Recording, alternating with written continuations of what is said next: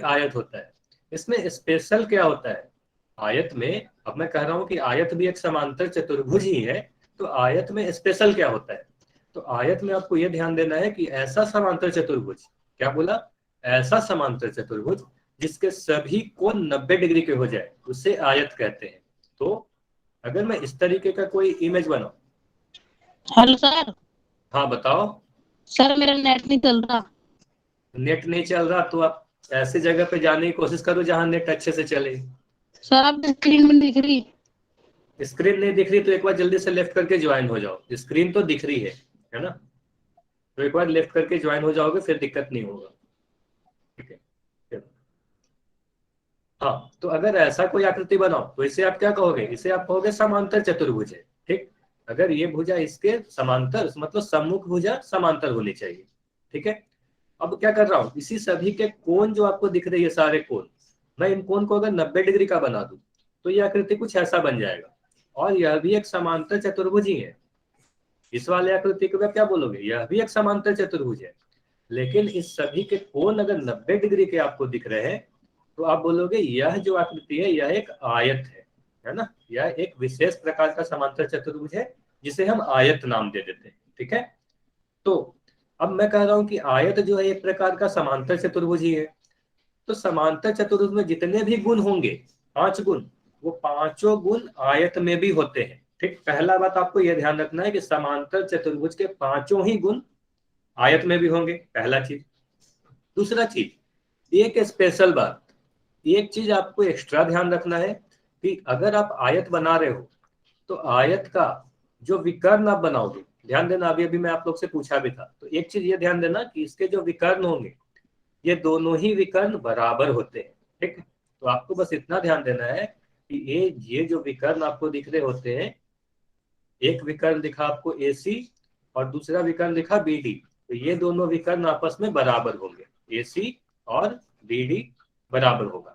जबकि समांतर चतुर्भुज ये वाला आकृति में आप देखो तो ये दोनों विकर्ण बराबर नहीं होते, ठीक है। तो इस आकृति में विकर्ण बराबर नहीं होते, आयत में बराबर होते हैं, ठीक है। इतना समझ में आया या नहीं बताओ, ये सारी चीज लास्ट क्लास में बताई गई थी ना, बताओ, चैट में लिखकर बताओ, वाई आयत, इतना समझ में आ गया, एक बार रिवीजन में मैंने करवा दिया।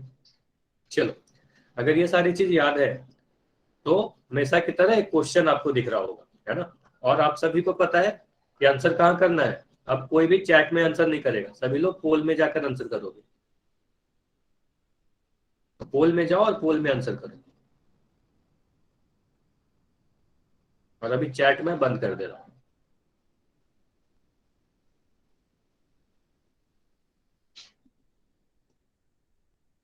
चलो, तो पोल में जाओ, जल्दी से आंसर करो, काफी आसान सा क्वेश्चन है। Hello sir. हाँ बताओ। सर मेरे को ना वो स्क्रीन भी नहीं दिख रही, मेरा फोन भी नहीं आ रहा। पोल तो आ रहा है, देखो काफी बच्चों ने आंसर किया है। सर मेरा काफी, नेट भी नहीं चल रहा। नेट नहीं चल रहा तो फिर क्या कर सकते हैं बताओ।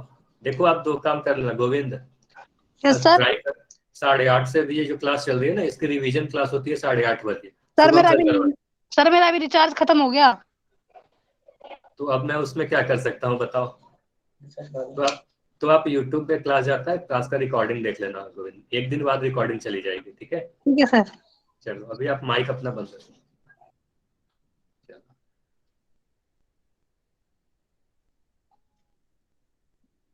अच्छा सभी लोग आंसर करो, काफी कम लोगों के आंसर आए, अभी सिर्फ आधे ही बच्चे ने आंसर किया है, ऐसा क्यों। जितने भी ज्वाइन हो, अगर पोल सेक्शन आता है तो आंसर जरूर किया करो, तभी डाटा में आएगा कि आपने आंसर किया है।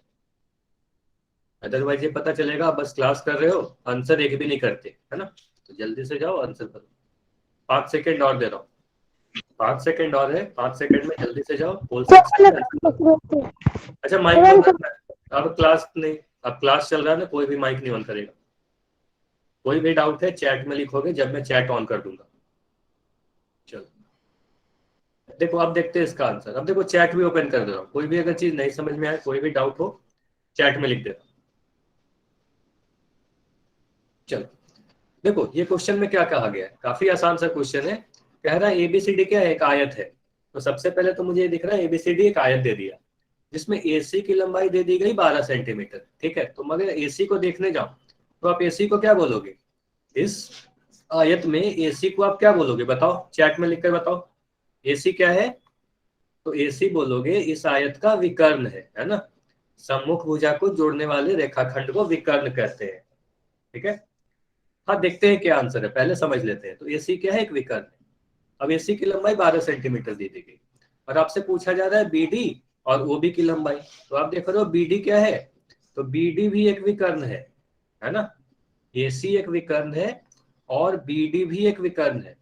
अब आयत में आपको क्या पढ़ाया गया, आयत में आपको पढ़ाया गया था कि आयत के विकर्ण बराबर होते हैं। एक प्रॉपर्टी आपको बताया गया था, एक गुण, कि आयत, कोई भी आयत का विकर्ण बराबर होता है। तो अगर AC का लंबाई 12 सेंटीमीटर है तो BD की लंबाई भी 12 ही सेंटीमीटर हो जाएगी, ठीक है। हमें पता चल गया BD 12 सेंटीमीटर। अब ऑप्शन देखने जाते हैं। तो अगर मैं ऑप्शन को देखूं तो कह रहा हूं कि यहाँ तो BD 6 सेंटीमीटर लिखा है, तो ये तो आंसर गलत हो गया, ऑप्शन ए नहीं हो सकता। ऑप्शन डी को भी देख रहा हूं तो यहाँ भी BD 6 सेंटीमीटर लिखा है, तो यह भी गलत हो गया। अब ऑप्शन बी और ऑप्शन सी मेरा सही हो सकता है, क्योंकि दोनों ही में 12 सेंटीमीटर दे रखा है BD, ठीक है। अब मैं देख रहा हूं OB की लंबाई कितना है, तो OB क्या है, OB इस विकर्ण का, देखो ये वाला पार्ट है ना, ये वाला भाग OB, ठीक है। तो आपको क्या बताया गया था कि आयत में या समांतर चतुर्भुज में उसके विकर्ण एक दूसरे को समद्विभाजित करते हैं, मतलब बराबर हिस्सों में बांटते हैं। तो क्या कहूंगा, OD और OB आपस में बराबर होंगे, OD और OB आपस में बराबर होंगे। उसी तरीके से OA और OC आपस में बराबर होंगे। तो अगर पूरा ये 12 सेंटीमीटर है, ये पूरा लंबाई अगर मैं कह रहा हूँ 12 सेंटीमीटर है, तो OD 6 सेंटीमीटर हो जाएगा और OB भी 6 सेंटीमीटर हो जाएगा, है ना, आधा आधा बट जाएगा। तो हम कहेंगे OB की लंबाई 6 सेंटीमीटर है। तो कहेंगे हमारा आंसर क्या होगा, ऑप्शन नंबर सी होगा। हाँ अमन, ऑप्शन सी सही होगा, है ना। ठीक है, ये समझ में आ गया सभी को, ये बताओ। OB 6 centimetre, BD 12 centimetre. तो इस क्वेश्चन का आंसर क्या हुआ, ऑप्शन नंबर सी सही हुआ। चैट में लिखकर बताओ समझ में आया या नहीं आया। और आप सभी के आंसर बिल्कुल सही थे, तो आपको समझ में आ गया है ना। चलो देखो, तो अब क्या करना है, आज हम अपनी पहले टॉपिक स्क्वायर यानी वर्ग पढ़ते हैं कि वर्ग किसे कहते हैं, ठीक। तो वर्ग क्या है, वर्ग भी जिस तरीके से आपने क्या पढ़ा, समान, आयत, आयत क्या है, एक प्रकार का समांतर चतुर्भुज ही है।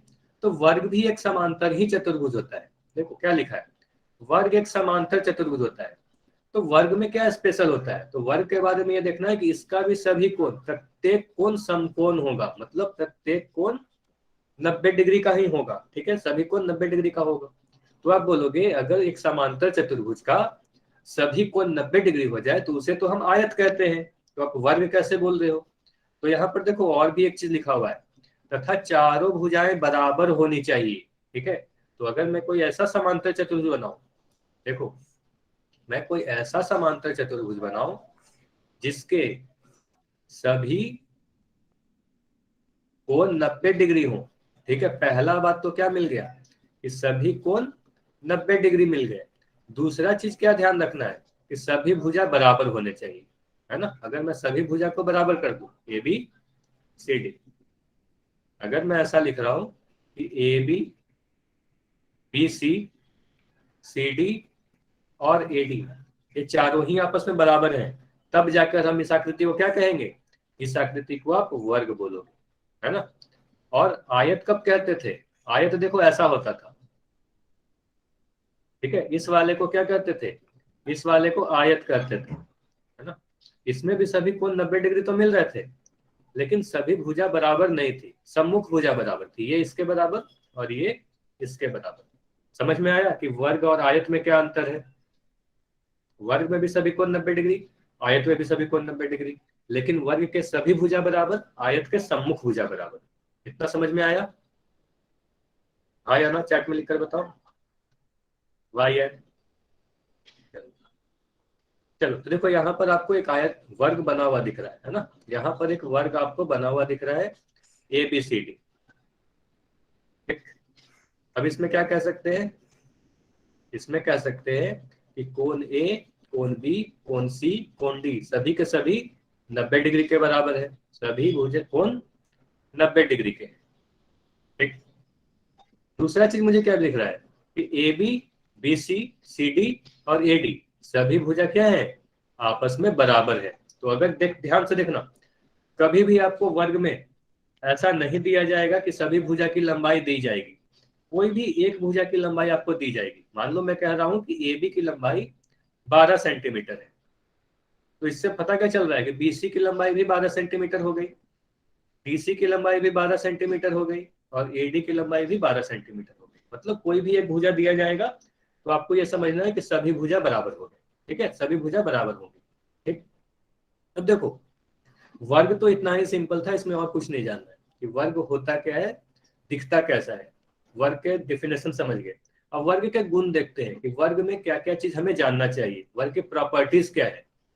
तो प्रॉपर्टीज की बात करूं तो सबसे पहला चीज तो मैं ये बोलूंगा कि क्योंकि वर्ग एक समांतर चतुर्भुज होता है, क्योंकि वर्ग क्या है, एक प्रकार का समांतर ही चतुर्भुज है, तो वर्ग में जो भी समांतर चतुर्भुज के प्रॉपर्टी थे, समांतर चतुर्भुज के जो भी गुण थे, वो सभी के सभी गुण वर्ग में भी लागू होंगे। ठीक है, तो वो पांचों ही गुण वर्ग में भी लागू होंगे। ठीक, क्या क्या गुण थे कि सम्मुख भुजा समांतर होती है, तो देखो ए बी सी डी के समांतर होगा, बीसी एडी के समांतर होगा, है ना। तो ये तो समझ में आ गया, सब सम्मुख भुजा समांतर होगी।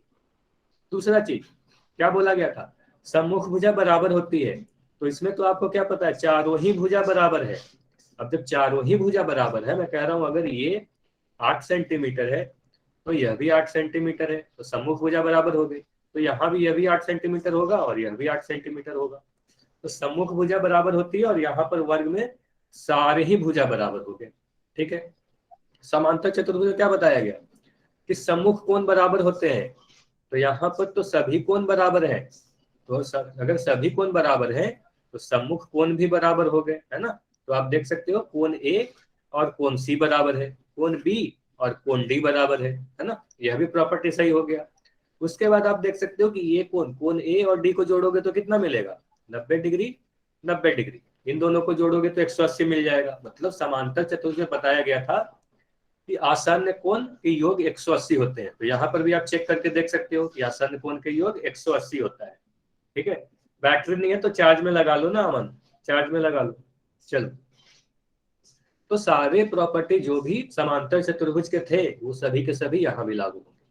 अब ध्यान से सुनना, ये सभी तो हो गए, एक स्पेशल चीज आपको ध्यान रखना है वर्ग के बारे में। जैसे आयत में एक स्पेशल चीज क्या ध्यान दिए कि आयत के विकर्ण जो होते हैं वो बराबर होते हैं, तो इसके विकर्ण के बारे में सुन। देखो यहाँ पर इसके विकर्ण के बारे में आप क्या बोलोगे, किसी भी वर्ग का जो विकर्ण होता है आपस में बराबर तो होते ही हैं। जैसे हाँ बताओ। मेरे फोन में बैटरी नहीं है तो मैं क्लास छोड़कर जा रहा हूँ। ठीक है, आप 8:30 की क्लास कर लेना अमन, ठीक है। ठीक है सर। ठीक है, या चार्ज में लगा के भी क्लास कर सकते हो। सर आज 5 बजे क्लास लगनी थी। नहीं, 5:30 से क्लास चल रही है ये।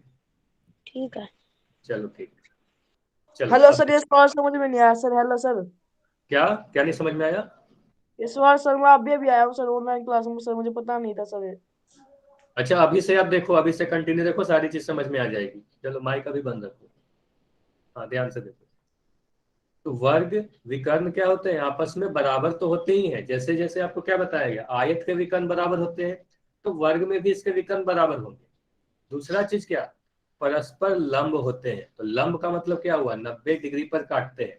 तो ऐसे समझना कि वर्ग के जो विकर्ण होते हैं, वर्ग के विकर्ण के बारे में पहला चीज आपको याद रखना है कि उसके विकर्ण बराबर होंगे।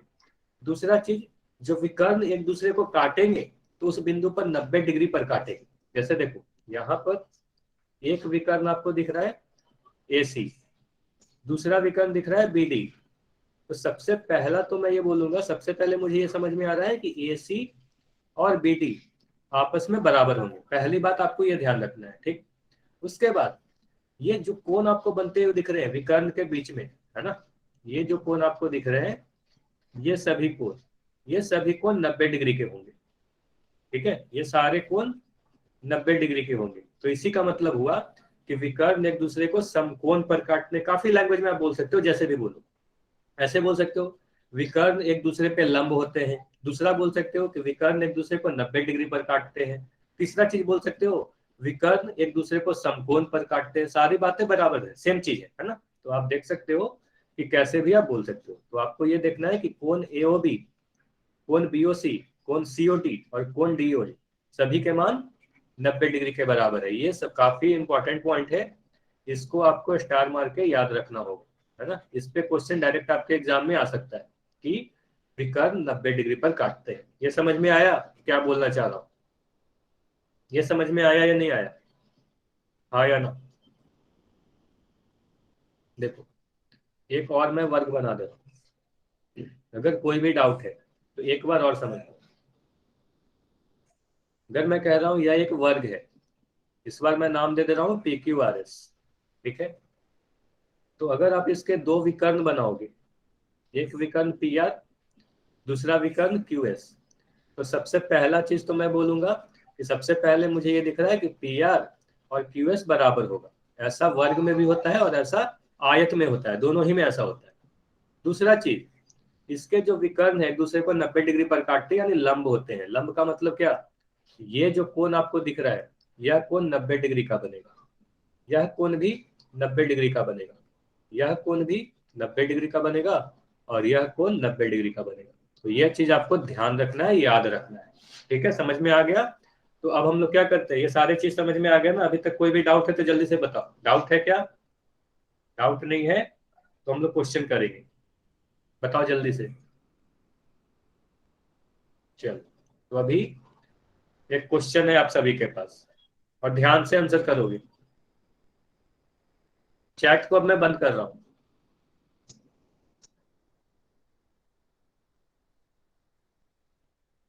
तो क्वेश्चन नंबर 97 में क्या बोला गया? एक वर्ग का विकर्ण दे दिया गया है और आपको भुजा की लंबाई पूछी जा रही है। सॉरी, भुजा की लंबाई दे दी गई है और विकर्ण की लंबाई पूछी जा रही है। भुजा की लंबाई दे दी गई है और विकर्ण की लंबाई पूछी जा रही है। सर जिसे नोटबुक में सोल्व करे तो थोड़ा टाइम लगेगा। हाँ सोल्व करो ना, मैं टाइम दे रहा हूँ। इतना जल्दी इसको आंसर नहीं करना है। तो आपको कॉपी में वर्ग बनाओ, उसका भुजा 3 सेंटीमीटर लिखो, विकर्ण बनाओ और इसको सोल्व करो।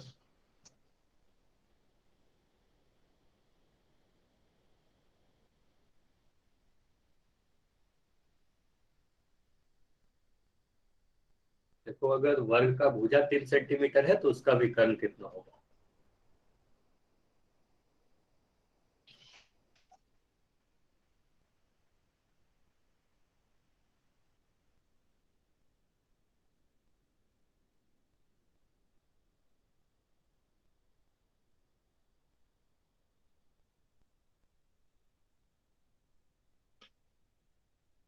सर आपकी आवाज नहीं आ रही।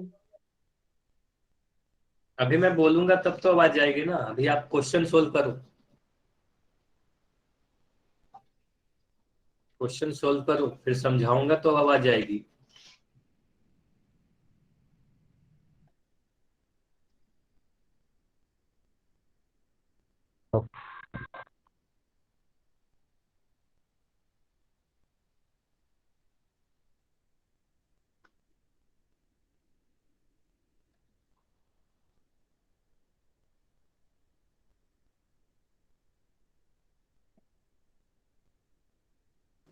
सर मेरे में तो 4 आ रहा है। 4 आ रहा है मतलब आंसर 4 आ रहा है? Yes sir. ठीक है, तो जब चैट में चैट ऑन करूंगा ना तो आप लिख देना अपना आंसर, फिर मैं समझाऊंगा तो आप देखना कि आपने क्या गलती की है, ठीक है। आंसर इसी 4 में से कोई एक है। यही सारी चीज आपको सीखनी है आप सभी को, कि आप क्या गलतियां करते हो, ठीक है।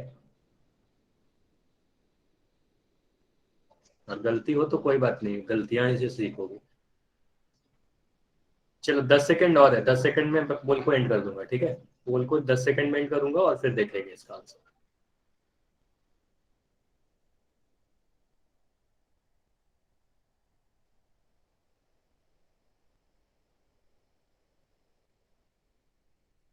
5 सेकंड और, आखिरी 5 सेकंड और है। 5, 4, 3, 2, 1। अब चैट ओपन है, अब चैट में आंसर लिख सकते हो, ठीक है। अब अगर पोल में आंसर नहीं दिया तो चैट में आंसर लिख। तो देखो क्वेश्चन में क्या बोला गया, ये एक वर्ग है जिसका भुजा 3 सेंटीमीटर है, अब विकर्ण की लंबाई बताओ, है ना। तो कुछ लोगों के आंसर 4 आ रहे हैं और काफी लोगों के आंसर सी आ रहे हैं, है ना, काफी लोगों के आंसर सी आ रहे हैं। तो अब देखो चैट में कोई नहीं लिखेगा, कोई भी चैट में कुछ नहीं लिखो, ठीक है। तो अपने स्क्रीन पर देखो, क्योंकि काफी लोगों के आंसर गलत है। देखो इस क्वेश्चन को कैसे सोल्व करेंगे, इसके लिए मैं एक वर्ग बना रहा हूं, ठीक है। इस क्वेश्चन को करने के लिए एक वर्ग बनाते हैं, इसका नाम मैंने दे दिया ABCD। आपको भी ऐसे ही करना था, एक वर्ग बनाना था कॉपी में, उसका नाम देना था और एक विकर्ण बना दो। इस तरीके से विकर्ण बना दिया। अब आपको क्या करना है, इसके भुजा की लंबाई 3 सेंटीमीटर दी गई है, तो मैं यहाँ पर भी 3 सेंटीमीटर लिख दिया, यहाँ भी 3 सेंटीमीटर लिख दिया, और ये CD की लंबाई भी 3 सेंटीमीटर हो जाएगी और AD की लंबाई भी 3 सेंटीमीटर हो जाएगी। ये तक यहाँ तक तो समझ में आ गया होगा। अब देखो आपको विकर्ण निकालना है, मतलब विकर्ण कौन सा है इसमें, बताओ विकर्ण कौन सा है, AC है ना। हाँ वेरी गुड, AC ही विकर्ण है, ठीक है। अच्छा माइक बंद रखोगे, चैट में लिखोगे, माइक बंद रखो पहले, माइक बंद रखो। तो AC विकर्ण है, तो AC की लंबाई आपको ज्ञात करनी है। अच्छा हर ठीक है, चलो AC विकर्ण है और इसी की लंबाई आपको ज्ञात करनी है। अब ध्यान से देखो, ये त्रिभुज आपको दिख रहा है या नहीं दिख रहा। ये त्रिभुज को अगर मैं देखूं, जिसे मैं अभी काले कलर का बना रहा हूं, ठीक है। तो इस त्रिभुज में बताओ ये कोण B कितने डिग्री का कोण है, ये कोण बताओ, कोण B का मान कितना होगा। सर जी कोण 90। B का मान, हाँ अच्छा चैट में लिखो ना, बार बार माइक नहीं ऑन करना है किसी को, ठीक है, चैट में लिखना है, चैट ओपन है। तो कोण B का मान 90 डिग्री है। तो कोण B का मान आप कह रहे हो ये तो मुझे पता है, इतना जब आपको पता है कि कोण B 90 डिग्री है, AC विकर्ण है, तब आपने आंसर क्यों गलत किया। अब आप क्या कर सकते हो, अगर इस त्रिभुज को आप देखो, त्रिभुज ABC को देखो, मैं अलग से ही बना दे रहा हूँ, आपको ज्यादा सही से दिख जाएगा। अगर मैं इस तरीके से इस त्रिभुज को बनाऊं तो आप कहोगे क्या, यहाँ पर A है, यह B है, यह C है और ये 90 डिग्री है, और ये 3 सेंटीमीटर है और यह भी 3 सेंटीमीटर है, और ये हमारा, अगर त्रिभुज की बात करो तो ये समकोण त्रिभुज हो गया। और समकोण त्रिभुज में 90 डिग्री के सामने वाले भुजा को क्या कहते हो आप, इसे आप कर्ण कहते हो। तो ध्यान से सुनना, जो इस त्रिभुज का कर्ण है वह हमारे वर्ग का विकर्ण है। सुने, जो इस त्रिभुज का कर्ण है यानी हाइपोटेन्यूज है, वो हमारे वर्ग का विकर्ण यानी डायगोनल है, ठीक। तो इस त्रिभुज के लिए अगर मैं लिखूं ऐसा कि AC की लंबाई या कर्ण का जो वर्ग होता है वो आधार का वर्ग प्लस लंब के वर्ग के बराबर होता है, ये सही है या नहीं बताओ। ऐसा लिख सकते हैं ना, पाइथागोरस प्रमेय आप सभी ने पढ़ा है, इतना समझ में आया। हाँ ये पाइथागोरस प्रमेय है, कर्ण का वर्ग बराबर लंब का वर्ग प्लस आधार का वर्ग, ठीक। कर्ण कौन सा है, अब आपको दिख रहा होगा, कर्ण तो हमारा AC है, कर्ण क्या है, AC है, तो यहाँ पर लिख दिया AC का वर्ग। आधार कौन सा है, आधार AB है, तो AB हमारा आधार है, तो यहाँ लिख दिया AB का वर्ग। लंब कौन सा है, लंब BC है, तो यहाँ पर लिख दिया BC का वर्ग, ठीक। अब देखो AC का लंबाई तो हमें ज्ञात करना है, यही तो निकालना है, तो यहाँ पर AC का वर्ग ही लिख दिया। अब AB का मान बताओ, तो AB का मान मुझे दिख रहा है 3 सेंटीमीटर, देखो दोनों ही जगह आप देख सकते हो AB का लंबाई 3 है, 3 का वर्ग लिख दिया। BC का मान है 3, BC भी दिख रहा है आपको 3, सभी भुजा बराबर है, तो यहाँ पर भी 3 दिखा, 3 का वर्ग कर दिया। अब 3 का वर्ग क्या होता है, 9, फिर से 3 का वर्ग 9, तो यहाँ पर आ गया हमारा 9 और 9 18, तो AC का वर्ग कितना आ गया, 18 आ गया। यहाँ तक समझ में आया या नहीं आया बताओ, इतना तक आ गया ना, YN लिखकर बताओ, यहाँ तक कोई भी दिक्कत है, समझ में आया तो Y लिखो, ठीक है, इतना तक कोई दिक्कत नहीं, समझ में आ गया। अब देखो, अब आप सोचोगे 18 जो है किसी नंबर का वर्ग है क्या, तो आप देखोगे 4 का वर्ग करोगे तो 16 मिल जाएगा, 5 का वर्ग करेंगे तो 25 मिलेगा, 18 किसी भी नंबर का वर्ग नहीं है, किसी भी नंबर का स्क्वायर करोगे तो 18 नहीं मिलेगा। तब आप इसको कैसे सोल्व करोगे, इसको सोल्व करने का देखो एक तरीका है, इसको कैसे सोल्व करोगे नहीं समझ में आता है तो आप बताना मुझे। इसके लिए देखो हम लोग ऐसे करते हैं, 18 का गुणनखंड निकालते हैं, ठीक है, 18 का गुणनखंड यानी फैक्टर निकालते हैं। तो 2 से भाग देंगे तो ये 9 बार में कटेगा, फिर 3 से भाग देंगे तो ये 3 बार में कटेगा, फिर 3 से भाग देंगे तो ये 1 बार में कटेगा। गुणनखंड निकालने के लिए आपको पढ़ाया गया होगा, है ना, बीजगणित में या नंबर सिस्टम में। तो आपको 18 को आप कैसे लिख सकते हो, 18 को लिखोगे 18 बराबर 2 गुना 3 गुना 3। देखो 2 गुना 3 करोगे तो 18 मिल जाएगा। तो 18 को ऐसे लिखोगे। तो मैं करूंगा एसी का जो एसी जो होगा दोनों ही तरफ वर्गमूल ले लेते हैं। देखो एसी स्क्वायर बराबर 18 स्क्वायर, तो दोनों ही तरफ अगर मैं वर्गमूल ले लूं तो आप लिखोगे √18। ये समझ में आता है या नहीं आता है? अगर नहीं आएगा तो बता दो, अगर यहाँ पर कोई दिक्कत है तो आप बता सकते हो। तो यहाँ पर जो लिखा ये समझ में आया कि एसी का मान √18 क्यों लिख दिया? ये चीज समझ में आया या नहीं आया बताओ, जहां पर मैं भी टिक लगाया हूँ कि एसी बराबर √18 क्यों लिखा हो। ये समझ में आ गया कि जब भी वर्ग हम हटाते हैं तो वर्गमूल लेते हैं, और वर्गमूल लेने के लिए हम लोग √18 लिखते हैं। ठीक है, अच्छा नहीं समझ में आया तो एक बार ध्यान से सुनो, इस चीज को देखो। अगर जिसे भी नहीं समझ में आया ये चीज अपने कॉपी में लिख लो, हर्ष और आयुष। हाँ ठीक है, हर्ष आयुष, आप जिसको भी नहीं समझ में आए अपने कॉपी में ऐसे नोट करो। अगर एक्स स्क्वायर का मान 25 है तो एक्स का मान आप जब भी लिखोगे तो लिखोगे √25। ठीक है, इस तरीके से आप लिखते हो। ठीक है, इसको वर्गमूल लेना कहते हैं। अगर एक्स स्क्वायर का मान 15 है तो एक्स का मान हो जाएगा √15। ठीक है, तो इस तरीके से हम लोग लिखते हैं, वर्गमूल ले लेते हैं दोनों ही तरफ। ठीक है, तो ये पहला चीज हुआ, इतना आपको पता होना चाहिए। अब दूसरा चीज, अगर हम लोग रूट लगा दी उसी तरीके से एसी का वर्ग अगर 18 के बराबर है तो एसी हो जाएगा हमारा √18 मतलब वर्गमूल 18। अब 18 को मैं लिख दिया 2 गुना 3 गुना 3। ठीक, अब इसमें क्या बोला जाता है कि इस वर्गमूल के अंदर, हाँ वर्ग हटाकर रूट लगा देते हैं, सही है। तो देखो वर्गमूल के अंदर यानी रूट के अंदर जो भी नंबर जोड़े में होंगे मतलब 2 2 होगा वो एक बार बाहर निकल जाएगा। तो इसका मतलब क्या हुआ, देखो 3 2 बार लिखा हुआ है ना, 3 अगर 2 बार लिखा हुआ है तो एक बार उसे हम बाहर ले लेंगे। ठीक, और ये 2 देखो एक ही बार है, इसका कोई जोड़ा नहीं मिला, मतलब एक ही बार लिखा हुआ है, इसका कोई जोड़ा नहीं है, तो वह अंदर ही रह जाएगा। तो ये क्या रहेगा, 3√2। ठीक है, तो यही हमारा आंसर आया। एसी का लंबाई कितना आया, 3√2 सेंटीमीटर। ठीक है, तो एसी क्या है, एसी हमारा विकर्ण है, या कह सकते हो यहाँ पर ये आएगा 3√2, तो यह भी आ जाएगा 3√2 सेंटीमीटर। ये समझ में आया या नहीं आया? 6 नहीं होगा आंसर, एसी 3√2 होगा। 6 कैसे हो जाएगा, देखो एक 3 बाहर निकला, ये 2 तो बाहर नहीं निकला ना, 2 तो अंदर ही रह गया, 2 का जोड़ा नहीं मिला तो 2 अंदर ही रह गया। ऐसा मत करना कि 3 गुना 2 कर देना, 3 गुना 2 नहीं होगा, ये गलत हो जाएगा। 3√2 आंसर होगा, आप ऐसे बोलो। ये समझ में आ गया ना सभी को? अब बताओ, ये समझ में आ गया तो 3√2 आंसर होगा। चलो, ये समझ में अगर आ गया कोई बात नहीं, ठीक है, सॉरी बोलने की कोई जरूरत नहीं है, गलती से ही सीखोगे। चलो ठीक है,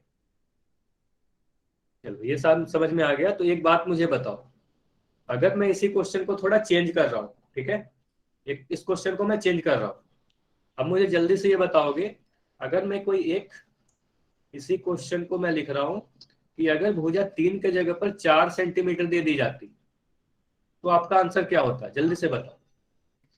अगर मैं कह रहा हूँ भुजा 4 सेंटीमीटर की, एक वर्ग है जिसमें भुजा 4 सेंटीमीटर की है, ठीक है, तो आप बताओ इसका विकर्ण कितना होगा, चैट में लिखकर बताओ इसका विकर्ण कितना होगा।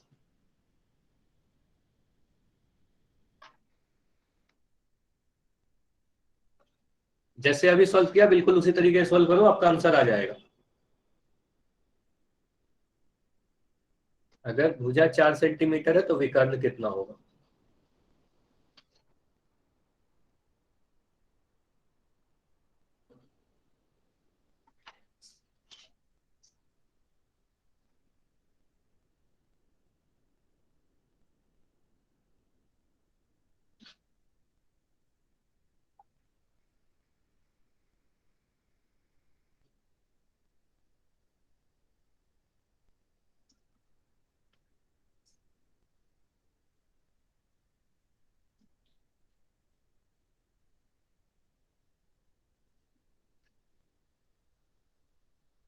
और आंसर आ जाए तो चैट में लिख देना।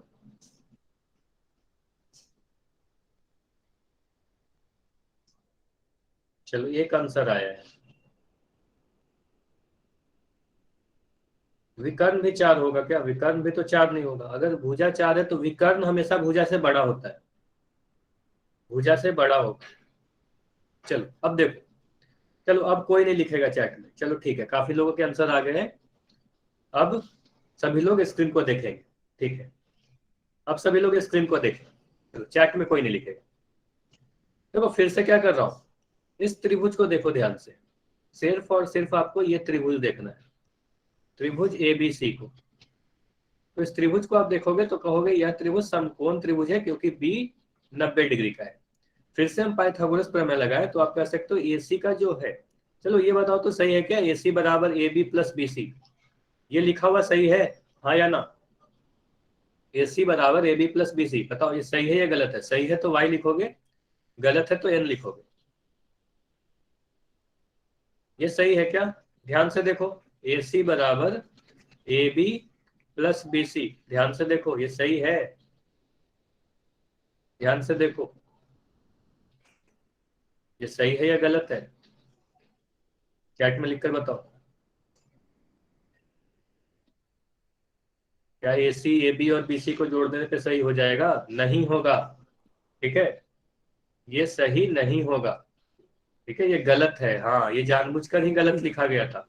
सर तो जिसमें इसको, पाइथागोरस फॉर्म लगेगा। हाँ पाइथागोरस प्रमेय लगेगा और यहाँ पर वर्ग लगाना पड़ेगा। ध्यान से देखना, अगर मैं इस तरीके से लिख दूं ना, ए सी बराबर A B plus B C, तो आप गलत कहोगे, आप बोलोगे इसको सही करने के लिए आपको वर्ग लगाना पड़ेगा, पाइथागोरस प्रमेय लगाना पड़ेगा। एसी का वर्ग ए बी के वर्ग प्लस बीसी के वर्ग के बराबर होगा, ठीक? तो एसी ही तो हमें निकालना है। अब मान रख दो, ए बी का मान हमें दिख रहा है 4 सेंटीमीटर, तो यहाँ पर रख दिया 4 का वर्ग। बीसी का मान भी मुझे दिख रहा है 4 सेंटीमीटर, तो फिर से रख दिया 4 का वर्ग। अब 4 का वर्ग 16, फिर से 4 का वर्ग 16, और 16 16 को जोड़ोगे तो आपको मिलेगा 32। यहाँ तक समझ में आ गया? अब एसी का मान कितना होगा?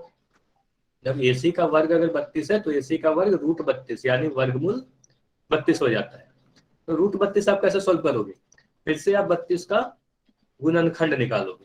अब ये चीज सीखना, अगर किसी को नहीं आता तो देखो 32 को हम इस तरीके से भाग लगाते हैं, 2 से, 2 से काटा 16 बार में कटेगा, फिर 2 से काटा 8 बार में कटेगा, फिर 2 से काटा 4 बार में कटेगा, फिर 2 से काटा तो 2 बार में कटेगा, फिर 2 से काटा तो 1 बार में कटेगा। अब देखो कितना बार 2 आ गया, तो 1 2 3 4 5, तो मैं क्या करूंगा, 32 का मतलब हो गया 2 गुना 2 गुना 2 गुना 2 गुना 2, 5 बार 2 आ गया। अब देखो वर्गमूल का क्या कंसेप्ट है, क्या आपको आप पता होना चाहिए कि दो, जो भी नंबर 2 बार लिखा रहेगा उसको 1 बार हम बाहर ले लेते हैं, जोड़ा में जो भी होगा उसको बाहर ले लेंगे। तो यहाँ पर आपको दिख रहा होगा ये 2 बार लिखा हुआ है, तो एक जोड़ा यहाँ पर दिखा, तो 1 बार 2 बाहर ले लिया। फिर दूसरा जोड़ा मुझे यहाँ दिख गया, ये 2 बार लिखा हुआ है, तो 1 बार और 2 ले लिया बाहर। अब ये 2 देखो, ये बेचारा अकेला रह गया है ना, वो बेचारा अकेला रह गया, इसका कोई जोड़ा नहीं मिला, इसका कोई दोस्त भी नहीं मिला है ना, तो ये अकेला रह गया। तो अकेला रह गया तो रूट के अंदर रह जाएगा, ठीक है? तो यह वाला जो 2 है ये अंदर ही रह गया, ठीक है? तो आप इसको बोलोगे 4√2 सेंटीमीटर हमारा आंसर होगा। तो विकर्ण कितना हो गया, 4√2 आ गया। समझ में आया या नहीं आया? ये समझ में आया कि नहीं आया, आप बताओ। इसका आंसर 4√2 क्यों हुआ? अगर भुजा 4 है तो विकर्ण 4√2 आया, ठीक है? समझ में आ गया? चलो अब ध्यान से सुनना, अब काफी इंपॉर्टेंट एक ट्रिक बता रहा हूं, ठीक है? एक ट्रिक अपने कॉपी में लिख लो, सभी लोग ध्यान से सुनो। आपने ध्यान दिया या नहीं दिया, अगर मैं कहा कि भुजा 3 सेंटीमीटर थी तो विकर्ण मेरा आया आंसर 3√2 सेंटीमीटर, है ना? भुजा 3 सेंटीमीटर था, देखो यहाँ पर दिख रहा हो, भुजा अगर 3 सेंटीमीटर है तो विकर्ण 3√2 आया।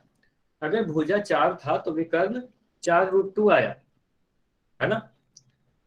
अच्छा कुछ देर के लिए हो सकता है मेरी स्क्रीन ना दिखे, कुछ देर के लिए हो सकता है मेरी स्क्रीन ना दिखे, फिर से दिखने लगेगी।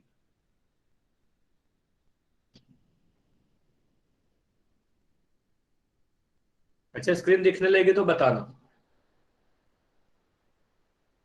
चैट में यस सर। दिख रही है ना स्क्रीन? Yes sir. चलो ठीक है, तो ध्यान से देखो। चलो माइक बंद रखो, माइक बंद, सभी लोग माइक बंद। देखो ध्यान दो, काफी इंपॉर्टेंट चीज बता रहा हूँ। अगर भुजा 3 सेंटीमीटर था तो विकर्ण आ गया 3√2, मतलब अगर भुजा 3 थी तो विकर्ण 3√2 आई। अगर भुजा 4 था तो विकर्ण आया 4√2। ठीक है, तो इससे आपको क्या समझ में आ रहा है? अगर मैं कहूँ भुजा 5 है तो विकर्ण हो जाएगा 5√2। ठीक, अगर मैं कह रहा हूँ भुजा 7 है तो विकर्ण हो जाएगा 7√2। अगर मैं कह रहा हूँ भुजा x है तो भुजा विकर्ण हो जाएगा x√2। ठीक है, तो ऐसे आप याद रख लेना, आपके एग्जाम में डायरेक्ट अगर क्वेश्चन आए तो सीधे आप लिख सकते हो भुजा अगर x है तो विकर्ण कितना होगा?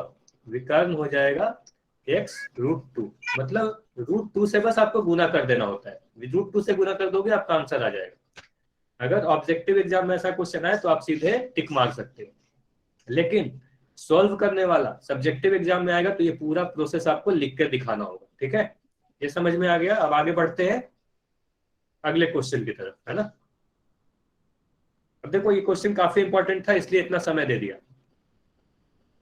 तो अब इस क्वेश्चन को फिर से आप लोग जाओ पोल सेक्शन में आंसर करो।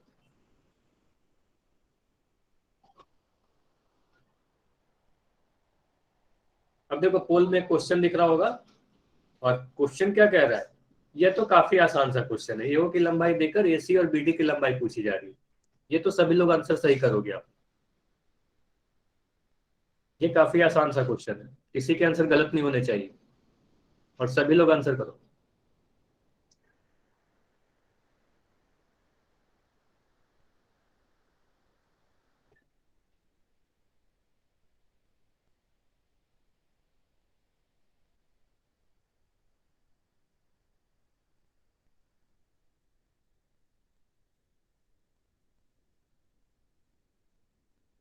देखो पिछला क्वेश्चन अच्छा क्वेश्चन था, आपके एग्जाम के लिए काफी इंपॉर्टेंट था, इसलिए इतना समय दिया गया। यह काफी इजी सा क्वेश्चन है, इसमें ज्यादा समय नहीं दिया जाएगा। जल्दी से आंसर करो।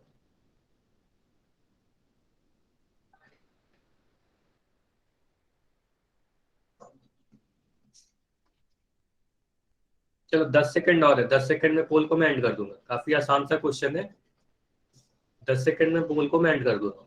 5 सेकंड और, 5 4 3 2 1। ठीक है, अब मैं पोल को एंड कर रहा हूं और चैट ओपन है आप। अब देखो ये क्वेश्चन तो काफी आसान है। कहा जा रहा है कि एबीसीडी में एओ की लंबाई 3 सेंटीमीटर है, तो यहाँ पर मुझे दिख रहा है सभी कोण 90 डिग्री के और सभी भुजा बराबर दिख रहे हैं। तो इसे क्या कहेंगे?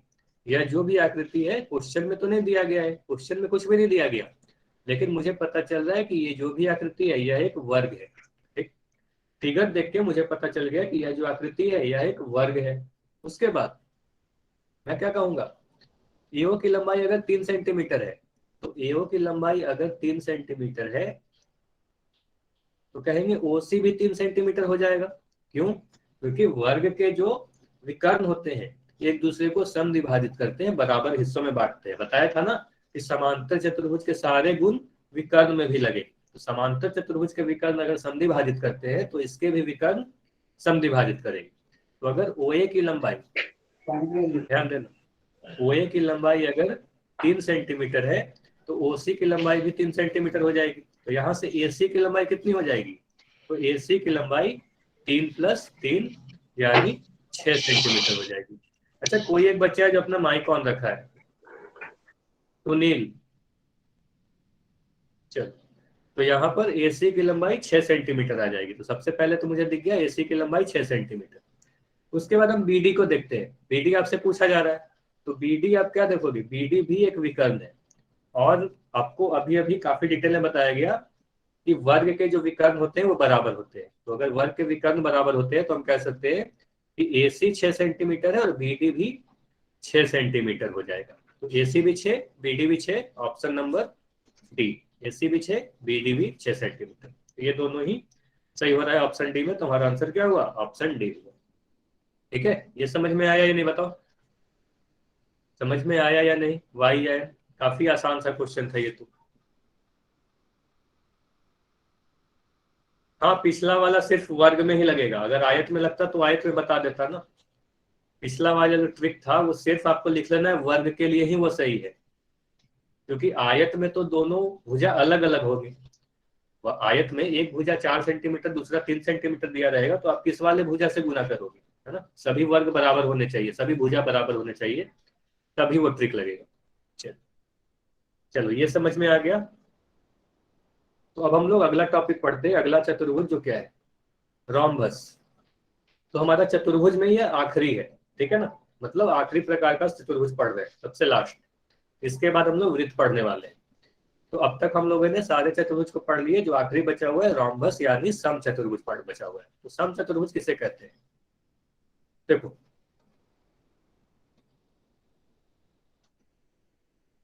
तो सम चतुर्भुज एक समांतर चतुर्भुज होगा या नहीं, पहले ये बताओ। एक सम चतुर्भुज समांतर चतुर्भुज होगा या नहीं होगा। तो एक सम चतुर्भुज देखो ध्यान से, एक समांतर चतुर्भुज ही होता है, ठीक है। आपको समांतर चतुर्भुज के प्रकार में ही बताया गया था कि समांतर चतुर्भुज के 3 प्रकार होते हैं, एक आयत, एक वर्ग, एक सम चतुर्भुज। तो इनमें क्या क्या स्पेशल चीज होगा यही बताया जा रहा है। तो सम चतुर्भुज क्या है, एक प्रकार का समांतर चतुर्भुज ही होगा। अब इसमें क्या स्पेशल है, इसके चारों भुजा बराबर होती है। तो आप बोलोगे अरे चारों भुजा तो कहीं और भी बराबर होती थी, कहाँ, वर्ग में बराबर होती थी। अभी अभी आपको क्या पढ़ाया गया कि किसी भी वर्ग में, किसी भी स्क्वायर में उसके चारों ही भुजा बराबर होती है। तो आप बोलोगे अरे अंतर क्या हो गया, सम चतुर्भुज में और वर्ग में क्या अंतर हुआ, रोम्बस में और वर्ग में क्या अंतर है, दोनों तो सेम होगा। लेकिन देखो क्या अंतर है, अगर मैं कोई इस तरीके का आकृति बनाऊं, ठीक है, यह एक समांतर चतुर्भुज है और इसके मैं कह रहा हूं सभी भुजा बराबर है। तो यह जो आकृति आपको दिख रही है ABCD, यह आकृति को आप बोलोगे सम चतुर्भुज यानी रोम्बस, ठीक है। यही है हमारा सम चतुर्भुज, ठीक है। यह जो आकृति आपको दिख रहा है ये सम चतुर्भुज है। इसे हम लोग वर्ग नहीं बोलेंगे। वर्ग में देखो क्या होता है, चारों भुजा तो बराबर होते ही हैं, लेकिन सभी कोण 90 डिग्री होते हैं, ठीक है। वर्ग में क्या होता है, वर्ग में सभी कोण 90 डिग्री होते हैं, ठीक है, और सभी भुजा बराबर होती है, ठीक। इस वाले आकृति को हम वर्ग बोलेंगे, लेकिन इस आकृति को सम चतुर्भुज बोलेंगे। समझ में आया। अब ध्यान से सुनना, ऐसा समांतर चतुर्भुज जिसका चारों भुजा बराबर हो उसे हम सम चतुर्भुज बोलेंगे। कोण के बारे में कोई भी बात नहीं की गई है, कोण के बारे में वर्ग में बोला जाएगा कि उसके सभी कोण 90 डिग्री के होने चाहिए, है ना। तो इस ऐसे चतुर्भुज को सम चतुर्भुज बोलेंगे। तो आपको ये पता होना चाहिए। तो ये आकृति ABCD जो आपको दिख रहा है यही है हमारा सम चतुर्भुज, जिसमें सभी भुजा AB BC CD और AD बराबर होगा, ठीक। अब अगर सभी भुजा बराबर है, ठीक, सभी भुजा बराबर है, तो आपको कभी भी चारों भुजा की लंबाई नहीं दी जाएगी। आपको क्या बोला जाएगा, कोई भी क्वेश्चन में क्या बोला जाएगा कि सम चतुर्भुज का एक भुजा 8 सेंटीमीटर है। तो अगर मैं कह रहा हूं एक भुजा 8 सेंटीमीटर है, तो आपको पता चल जाएगा कि सभी भुजा 8 सेंटीमीटर की हो गई, है ना। तो आपको ये पता होना चाहिए कि सभी भुजा बराबर होंगी, ठीक। इसके बाद अगर आप सम चतुर्भुज को पहचान लोगे तो आपको क्या करना है, इसके गुण को जानना है। तो इसके गुण में आपको क्या जानना है, तो सबसे पहले तो यही बोलूंगा कि सम चतुर्भुज क्या है, एक समांतर चतुर्भुज है। तो समांतर चतुर्भुज के जो भी गुण होंगे वो सभी 5 गुण सम चतुर्भुज में भी लगेंगे, और वो 5 गुण आपको काफी बार पढ़ाया जा चुका है, आयत में भी, वर्ग में भी, समांतर चतुर्भुज में भी। तो आपको यह ध्यान देना है कि इसके सम्मुख भुजा समांतर होगी, मतलब ABCD के समांतर, AD BC के समांतर, ठीक, समांतर होंगी सम्मुख भुजा। सम्मुख भुजा बराबर होगी, तो ये बोल सकते हो कि इसमें तो सारी ही भुजा बराबर है। तो चारों भुजा अगर बराबर है तो इसका सम्मुख भुजा तो बराबर हो ही गई, है ना। तो इसमें तो चारों ही भुजा बराबर है, ठीक है, चारों भुजा बराबर होगा, ठीक। चारों भुजा बराबर कहाँ था, वर्ग में भी चारों भुजा बराबर था, लेकिन उसमें 90 डिग्री बनता था। तीसरा चीज देखो, विकर्ण परस्पर लंब होते हैं। अभी वर्ग में भी आपको पढ़ाया गया था कि वर्ग लंब होते हैं, तो यहाँ भी विकर्ण में, इसमें भी रोम्बस में भी विकर्ण लंब होंगे, ठीक है, ये ध्यान दीजिएगा।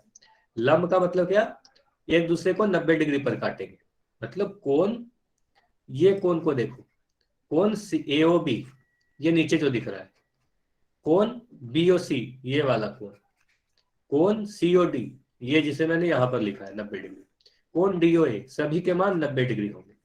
ठीक है, तो आपको क्या कहना है कि रोम्भस में यानी समचतुर्भुज में इसके जो विकर्ण होंगे, कोई एक बच्चा जो अपना माइक ऑन रखा है, अपना माइक आप बंद रखो।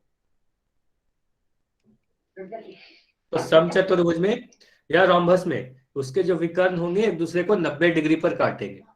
कितने डिग्री पर काटेंगे? 90 डिग्री पर काटेंगे। ठीक है, देखना कंफ्यूज मत होना, वर्ग में ये बोला गया था कि उसके विकर्ण बराबर भी होते हैं। ठीक है, वर्ग जब पढ़ा रहा था तो विकर्ण के बारे में सबसे पहले चीज क्या बोला, इसके विकर्ण बराबर होते हैं, लेकिन समचतुर्भुज में ये नहीं बोल रहा हूं, इसमें बस विकर्ण 90 डिग्री पर काटेंगे, बराबर होना जरूरी नहीं है। ठीक, तो इसमें आपको यह ध्यान देना है कि अगर मैं कोई एक रोम्बस बनाऊं इस तरीके से, है ना, तो आप क्या कहोगे, अगर मैं इसमें दो डायगोनल यानी विकर्ण बना दूं, एक और दो, तो ये दोनों ही जो विकर्ण आपको दिख रहे हैं ये 90 डिग्री पर काटेंगे, है ना, तो ये सभी कोण 90 डिग्री के होंगे। चलो, इतना समझ में आया या नहीं आया? तो ये आपको ध्यान देना, ये फिगर भी बना के रख लो। बताओ, इतना समझ में आया? ठीक, ये सारी चीज समझ में आ गई, वेरी गुड। चलो, तो अभी क्वेश्चन करते हैं। ठीक है, अभी आपके स्क्रीन पर एक क्वेश्चन दिखेगा, तो इस क्वेश्चन को आप लोग सोल्व करो। पहले सोल्व करो, अपने कॉपी में इस डायग्राम को बनाओ। कोई भी जल्दी से आंसर नहीं देगा, पहले आप लोग इस कॉपी में ये फिगर बनाओ, ट्राई करो कि कोण OCB का मान कितना होगा। देखो कोण OCB का मान कितना होगा, काफी आसान सा क्वेश्चन, जो भी गुण अभी पढ़ाया गया अगर वो आपने समझा है तो काफी आसानी से आप आंसर कर पाओगे।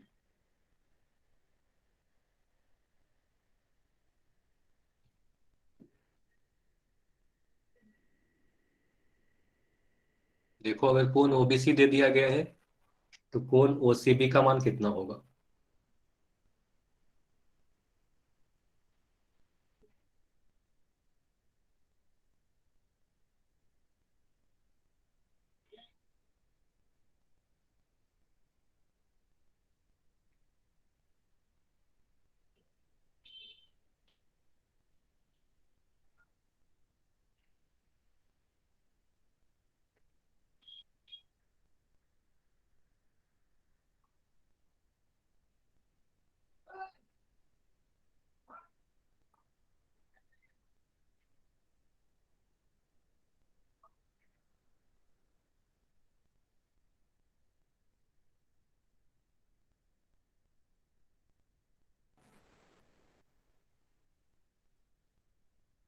तो 10 सेकेंड और है आपके पास, 10 सेकेंड में पोल को मैं एंड कर दूंगा।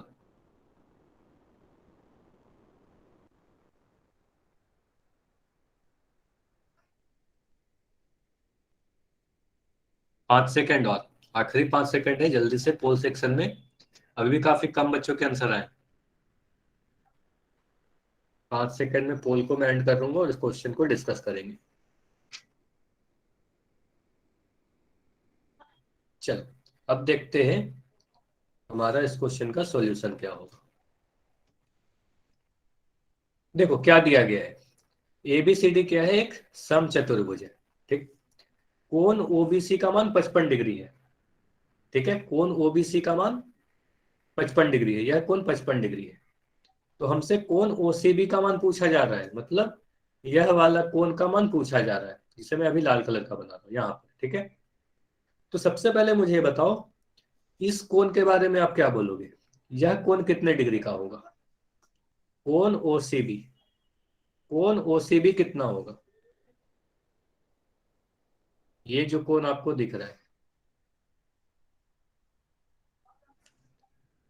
कोण OCB, इस देखो ये चित्र को मैं यहां पर बना दे रहा हूं, अगर मैं इस वाले को ध्यान से देखूं ऐसे, है ना, यहां पर हमें दिख रहा है O, यह है B और यह है C, और यहाँ पर आपको दिख रहा है 55 डिग्री, कोण बी 55 डिग्री। कोण ओ 90 डिग्री नहीं दिख रहा क्या? यहाँ पर साफ दिख रहा है या 90 डिग्री है। क्यों? क्योंकि अभी अभी आपको क्या बताया गया, अभी अभी आपको ये बताया गया कोण सीओबी जो भी विकर्ण होंगे समचतुर्भुज में यानी रोम्बस में, जो विकर्ण होंगे डायगोनल होंगे एक दूसरे को 90 डिग्री पर काटेंगे यानी लंब होंगे। तो ये बताया गया ना कि ये जो कोण बनता है वह कोण 90 डिग्री का बनता है, चारों ही कोण 90 डिग्री के बनते हैं। तो आपको पता है कोण सीओबी 90 डिग्री है, तो यहां पर मुझे दिख रहा है 90 डिग्री। ठीक है, अब आप इस त्रिभुज को देखो, तो त्रिभुज के तीनों ही कोण का योग कितना होता है? त्रिभुज के तीनों ही कोण का योग 180 डिग्री होता है। तो सारी चीज जो पहले पढ़ाई गई है वो सारी चीज आपको ध्यान रखना है। ठीक है, तो मैं क्या करूंगा, कोण ओ प्लस कोण बी, या आप इस तरीके से लिखो, आप इस तरीके से लिखो, ये त्रिभुज को अगर आप देखो तो आप कह सकते हो 90 डिग्री प्लस 55 डिग्री प्लस कोण ओसीबी, है ना, कोण ओसीबी बराबर 180 डिग्री, है ना। तीनों ही कोण को जोड़ देंगे तो 180 डिग्री मिलेगा। 90 और 55 को जोड़ोगे तो कितना मिलेगा?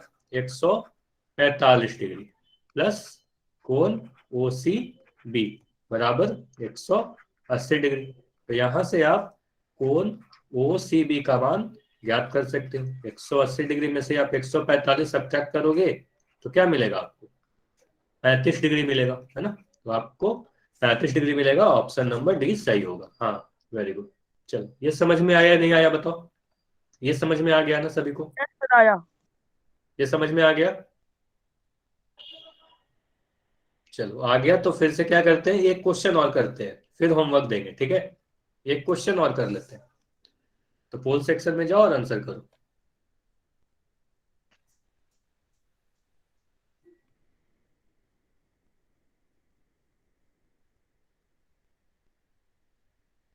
ठीक है, पोल सेक्शन में जाओ, क्वेश्चन नंबर 100 है ये।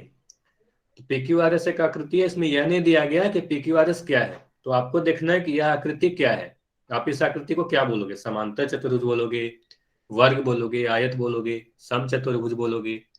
उसमें ओपी की लंबाई दी गई है और एक्स का मान आपसे पूछा जा रहा है। ध्यान देना, एक्स का मान पूछा जा रहा है। ध्यान देना, पूछा क्या जा रहा है? एक्स का मान पूछा जा रहा है। ये हिंट है आपके लिए। तो आप देखो एक्स का मान कितना होगा।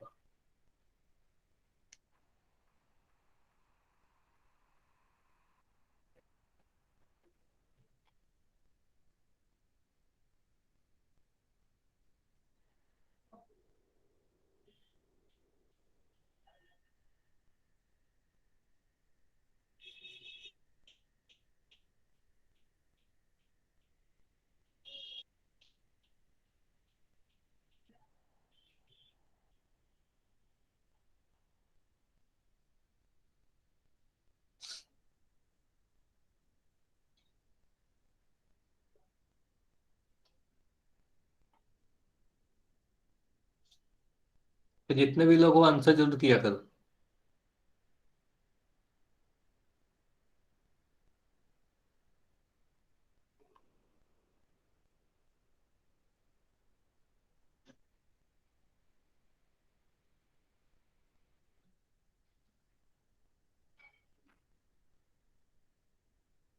चलो 5 सेकंड और है, 5 सेकंड में पोल को मैं एंड करूंगा और इस फिर क्वेश्चन को डिस्कस करेंगे। 5 सेकंड और है। 5, 4, 3, 2, 1। चलो अब देखते हैं इसका सॉल्यूशन क्या है। चलो अब चैट भी ओपन है, अगर पोल में आंसर नहीं किया तो अब चैट में लिख सकते हो। देखो, सबसे पहले यहां पर देखूंगा कि आकृति के बारे में कुछ दिया नहीं गया है कि आकृति कैसा है। तो मैं देख रहा हूं यहाँ पर जो भी आकृति है इसके चारों ही भुजा बराबर दिख रहे हैं। ये जो लिखा हुआ है डैश, इसका मतलब क्या होता है? चारों भुजा पे ये जो डंडा दिख रहा है आपको, इसका मतलब होता है कि चारों भुजा बराबर है ना। तो चारों भुजा बराबर है तो इसे हम समचतुर्भुज बोलेंगे। ठीक है, सबसे पहली बात मुझे ये पता चली कि यह समचतुर्भुज है यानी रोम्बस है। अब रोम्बस हो या समांतर चतुर्भुज है, रोम्बस में यानी समचतुर्भुज में समांतर चतुर्भुज के सारे ही प्रॉपर्टीज होते हैं। तो इसके विकर्ण एक दूसरे को समद्विभाजित करेंगे। तो आप बताओ ये लिखना सही होगा या नहीं होगा? ओपी की लंबाई और ओआर की लंबाई बराबर होगी। ओपी और ओआर बराबर होगा, ऐसा लिख सकते या नहीं लिख सकते? ओपी और ओआर बराबर होगा या नहीं, बताओ। ओपी और ओआर बराबर है या नहीं है, हाँ या ना। ओपी ये वाला है और ओआर ये वाला है। प्रवेश नहीं, क्यों? अच्छा, जो भी नो बोल रहे हैं ऐसा क्यों बोल रहे हैं, ओपी और ओआर बराबर क्यों नहीं होगा? प्रवेश आप अपना माइक ऑन करके बताओ क्यों नहीं बराबर होगा। सर जी ये टोटल 6 सेंटीमीटर होएगा, क्योंकि ओपी 3 सेंटीमीटर तो ओआर भी 3 सेंटीमीटर ही होगा। हाँ वही तो मैं पूछ रहा हूँ ना, ओपी अगर 3 सेंटीमीटर होगा तो ओआर भी 3 सेंटीमीटर होगा ना, यही तो पूछ। बस ये देखो, ओपी और ओआर बराबर होगा कि नहीं होगा, यस सर जी होगा। वही तो पूछ रहा हूँ, तो आप नो क्यों बोल रहे हो, है ना। ओपी और ओआर बराबर होगा, ठीक है। तो बस यही पूछ रहा था, शायद आपने क्वेश्चन ध्यान से नहीं सुना या कंफ्यूजन हो गया होगा, ठीक है। तो ओपी और ओआर बराबर होगा, ठीक है। अब देखो, ओपी की लंबाई दी गई है 3 सेंटीमीटर, तो यहाँ पर मैं लिख दिया 3 सेंटीमीटर। ओआर की लंबाई कितनी है, ओआर की लंबाई दी गई है x-1 सेंटीमीटर। देखो यहाँ पर आपको दिख रहा है ओपी क्या है, ओपी 3 सेंटीमीटर दी गई है, और ओआर कितना है, ओआर x-1 दिया गया है, तो ये दोनों ही आपस में बराबर है। तो मैं यह लिख सकता हूँ ना, मैं इस तरीके से लिख दूंगा, ये दोनों बराबर है तो x-1 जो होगा वो 3 के बराबर होगा। तो यहाँ से x कितना आ जाएगा, 3 + 1 यानी 4 आ जाएगा, है ना। तो x का मान 4 सेंटीमीटर आ जाएगा। ये समझ में आया या नहीं आया, कि आंसर बी होगा इसका। ये समझ में आया सभी को, इसका आंसर क्या होगा, ऑप्शन बी होगा। कोई डाउट है तो जल्दी से पूछ लो। तो इस क्वेश्चन का आंसर क्या हुआ, ऑप्शन नंबर बी हुआ। तो बस आपको इतना देखना है कि ओपी और ओआर बराबर है, तो सीधे लिखेंगे x-1 बराबर 3, तो x का मान 4। ठीक है, काफी आसान सा था। अगर सारी चीज समझ में आ गई तो एक बार y लिखो। आज के क्लास में कोई भी डाउट नहीं है तो y लिखो, और डाउट है तो जल्दी से डाउट पूछ लो। और अभी आप लोग होमवर्क नोट करोगे, तो ये रहा आपका होमवर्क। तो आज क्या करना है, एक्सरसाइज 7.1, 7.2, 8.1 और 8.2, ये 4 एक्सरसाइज है, ये पेज नंबर है और ये क्वेश्चन है, ठीक है। तो ये सारी चीज आपको सॉल्व करना है, जल्दी से बुक में टिक लगा लो या इसकी स्क्रीनशॉट ले लो।